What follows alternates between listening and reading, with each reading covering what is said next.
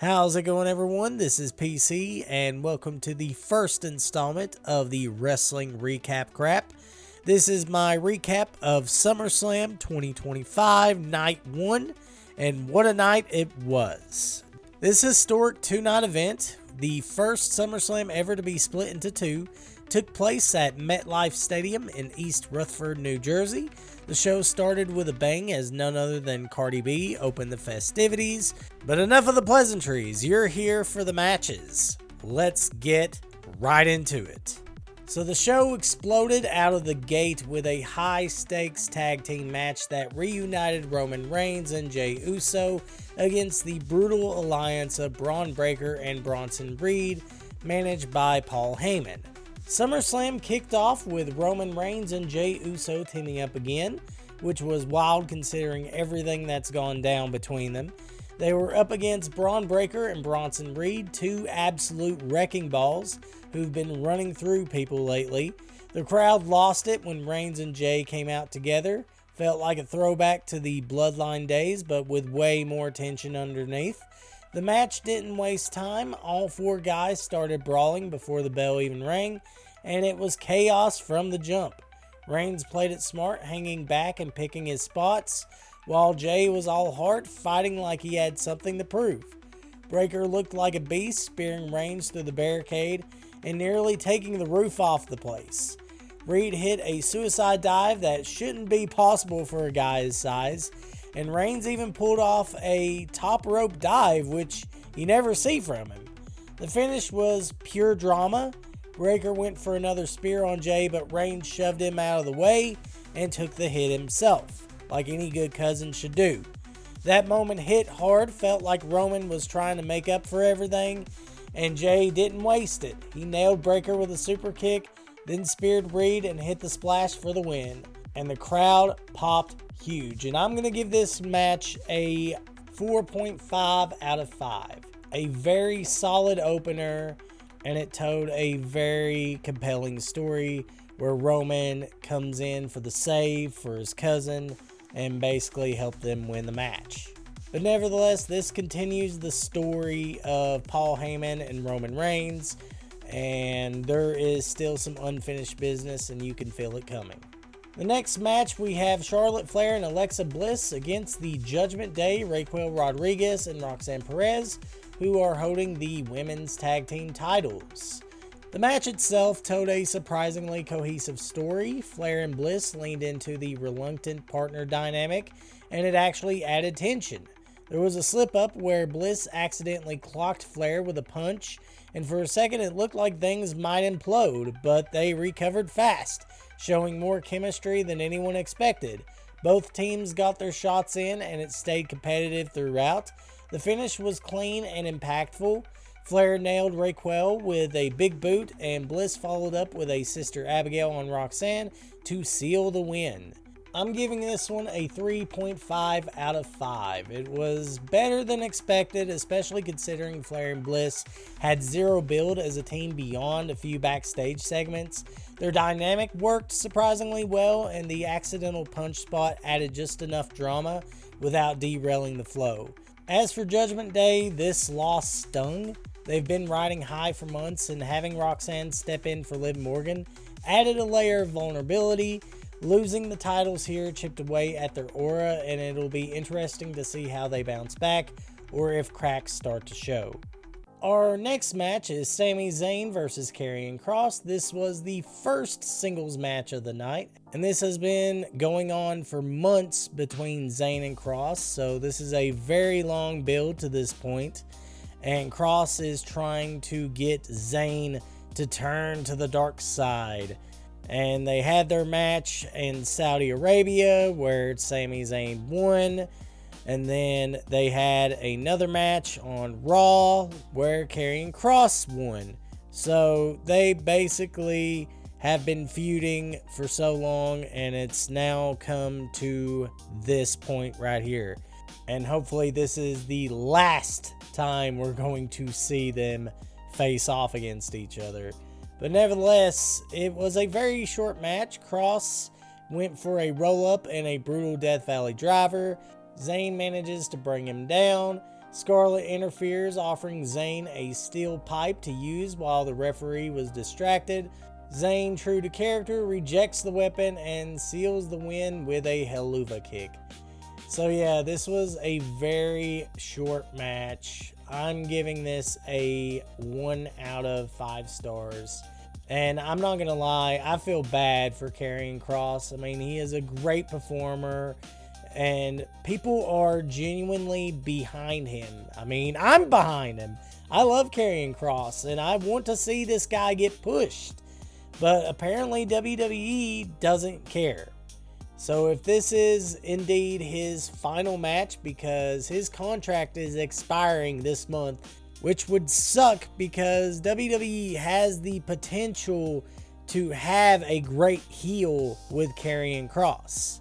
Or heck, revert him to Killer Kross. I mean, that would be even better. But for fuck's sake, WWE, do something with him. Don't let him just go. The next match is Jade Cargill challenging Tiffany Stratton for the WWE Women's Championship. Jade Cargill, fresh off her Queen of the Ring victory at Night of Champions, entered SummerSlam with serious momentum. Her dominant run through the tournament includes winning over Nia Jax, Roxanne Perez, and Asuka, positioned her as a future cornerstone of the division. And Tiffany Stratton, meanwhile, has held the title for over 200 days and was undefeated in 2025. And the match itself was fast-paced and physical, with both women trading high-impact offense. Cargill hit her finisher, Jaded, mid-match, but Stratton smartly got her foot on the ropes to break the pin. The final sequence saw Cargill attempt an avalanche Jaded from the top rope, only for Stratton to counter and hit her signature prettiest moonsault ever for the clean pinfall and retaining her women's championship. And I'm giving this match a 2.5 out of 5. And while I will say this wasn't a bad match, but I can't help but question the decision to not put the title on Cargill. I mean, you have this woman that you are building for months, and you have her win this big tournament only for her to lose in her first title shot. I mean, it's not a burial. I wouldn't say it's a burial, but it was a deflating moment for fans who wanted to see her win. And it's nothing against Tiffany. I think she is a strong champion. It's just, I feel like WWE has no long-term plans for Jade Cargill.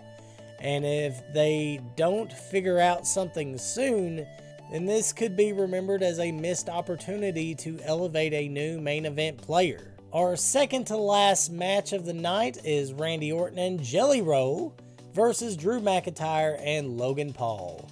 Now, a lot of people complained over the fact that this is a match, and why on earth would they have Jelly Roll, who is not a wrestler, involved in a match with 3 guys that actually are wrestlers.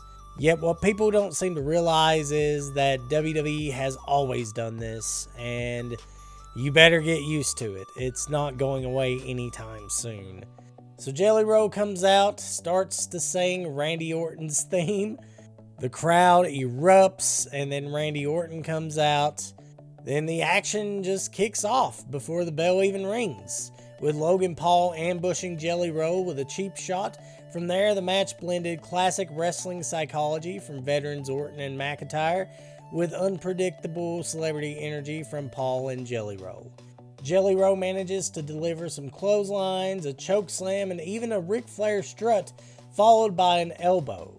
But of course, the biggest highlight of this match is, of course, that brutal jaw-dropping moment where Logan Paul hits a frog splash from the top rope, landing on Jelly Roll through an announce table, and that was a fucking brutal bump. And kudos to Jelly Roll for taking that bump. Orton delivers an RKO on McIntyre during a hot tag sequence, but the numbers game caught up after McIntyre hit Jelly Roll with a Claymore kick. Paul followed up with his Paul from Grace frog splash to secure the win for the heels. I'm giving this match a 3.5 out of 5 stars. While it wasn't a masterpiece, it was actually fun and memorable and well executed for what it was. So for those of you that complained about Jelly Roll, you need to give the man his flowers. He did good. So now we get to the main event of SummerSlam Night 1 with the World Heavyweight Championship, Gunther, the dominant ring general, versus CM Punk. So the build-up of this match, Punk earned his shot by surviving a grueling 5-man gauntlet match on Raw, outlasting Braun Breaker, LA Knight, Penta, and Jey Uso. And Gunther, meanwhile, had recently retired Goldberg in a hard-hitting bout at Saturday night's main event, solidifying his dominance heading into SummerSlam. So Gunther got most of the offense early on in this match, punishing Punk with thunderous chops, power bombs, and a top rope frog splash. Punk, ever the resilient underdog, absorbed the punishment and clawed his way back into the fight. The turning point came when Gunther, showboating atop the announce table, was pulled down by Punk and smashed face first into the surface, busting him open. Back in the ring, Punk capitalized on the bloody champion, unleashing a flurry of offense, a running knee, a top rope elbow drop, and finally 2 consecutive GTS finishers. After 30 grueling minutes, Punk pinned Gunther to become a 6-time WWE World Champion, and the emotion on Punk's face as he held that title was palpable. I'm giving this match a 5 out of 5 stars. This was an absolute banger. Gunther versus CM Punk wasn't just the match of the night, it was the kind of main event that reminds you why you love wrestling in the first place. And best of all, we finally get to see CM Punk as World Heavyweight Champion. Psych! Seth Rollins' music hit. Limping out with crutches and a knee brace, Rollins appeared injured until he dramatically dropped the props, revealing the ruse. He storms to the ring, batters Punk with the Money in the Bank briefcase, and cashes in the contract.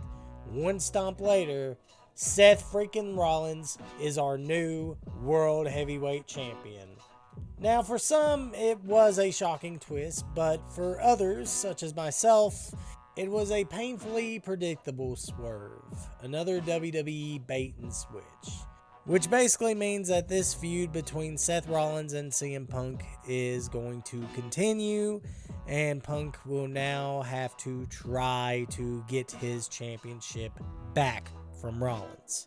It's not the cash-in that's the problem, it's the timing, the execution, the utter lack of respect for the moment they just created. WWE didn't build tension, they hit copy-paste on a tired formula.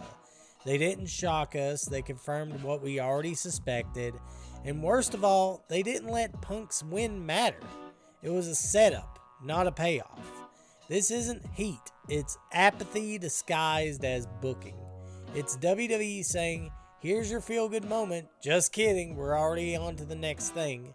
And that's the real insult. Not to Punk, but to the fans who invested in the story. But nevertheless, that is my thoughts on Night 1 of SummerSlam. Let me know what you guys thought in the comment section below if you've seen the first night. I'm pretty much looking forward to Night 2, and I am going to continue on this series. If you guys want to hear my opinions on wrestling, then be sure to subscribe to this channel. This has been PC signing out, and I'll see you guys in the next video.